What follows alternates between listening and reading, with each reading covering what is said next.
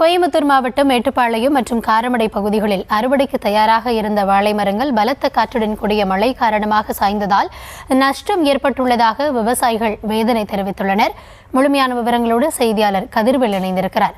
கதிர்வேல், வணக்கம். எவ்வளவு பரப்பலான அந்த விளைநிலங்கள் பாதிக்கப்பட்டிருக்கு? விவசாயிகள் தரப்புல என்ன கோரிக்கை முன்வைக்கிறாங்க? வணக்கம். அதாவது கோவை மாவட்டம் மேட்டுப்பாளையம் மற்றும் சுற்றுவட்டார பகுதிகளில் நேற்று மாலை பலத்த சூறைக்காற்றுடன் 1 மணி நேரத்துக்கு மேலாக மழையானது பெய்திருக்கு.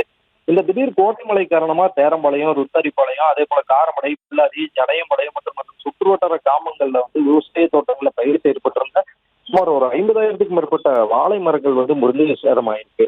ஓரிரு வாரங்கள்ல அறுவடைக்கு செய்ய தயாராக இருந்து நேந்திரன், கடலி, செவ்வாழை உள்ளிட்ட வாழை தார்கள் இந்த சூறைக்காற்றின் வேகம் தாங்காமல முறிஞ்சு சேதமாயிருக்கு.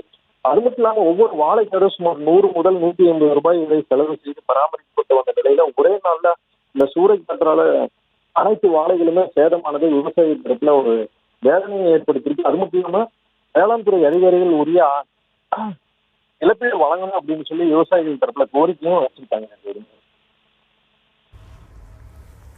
விவரங்களுக்கு நன்றி.